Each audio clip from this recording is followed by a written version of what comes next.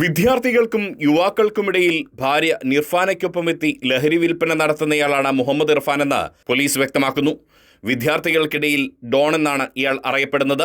കഴിഞ്ഞ മാസം 200 ഗ്രാം MDMA-യുമായി കുമാരി എന്ന അരുൺ പിടിയിലായ കേസിൽ ഇർഫാന് വേണ്ടിയാണ് ലഹരി വസ്തു എത്തിച്ചത് എന്ന് പ്രതിമൊഴി നൽകിയിരുന്നു.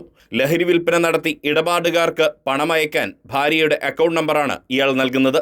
6ഓളം വാഹനങ്ങളും 10ഓളം സിമ്മുകളും മാറി മാറി ഉപയോഗിക്കുന്നതിനാൽ ഇയാളെ പിടികൂടുക എന്നത് ദുഷ്കരമായിരുന്നു.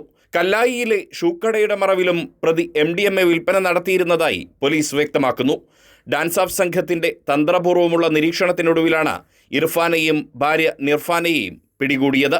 2025 തൊണ്ടയാട് സ്വദേശി അക്ഷയയെ 25 ഗ്രാം MDMA-യുമായി പിടികൂടിയ കേസിലും ഭാര്യയും ഭർത്താവും പ്രതികളാണ്.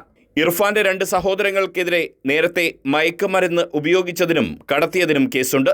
Kerala vision news, Kozhikode.